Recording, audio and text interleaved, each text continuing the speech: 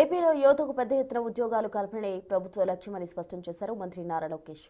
ఏపీఎస్డీసీ అధికారులతో సమీక్ష నిర్వహించి ఏడాది 2 లక్షల ఉద్యోగాల కల్పనకు రూట్ మ్యాప్ సిద్ధం చేసిందని, త్వరలో ఏఐ ఆధారిత నైపుణ్య పోర్టల్ ప్రారంభిస్తున్నామన్నారు మంత్రి. అందులో 1 లక్షకు పైగా ఉద్యోగాలు అందుబాటులో ఉన్నాయని తెలిపారు మంత్రి లోకేష్.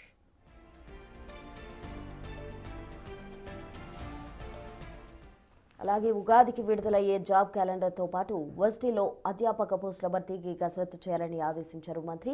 రిలయన్స్, హెట్రో వంటి సంస్థలకు అనుగుణంగా యువతకు శిక్షణ, కోచింగ్ సెంటర్స్ నిర్వహణపై సుప్రీం మార్గదర్శకాలు అమలు చేయడానికి ప్రజల ప్రజాభిప్రాయాన్ని తీసుకోవాలని సూచించారు మంత్రి లోకేష్.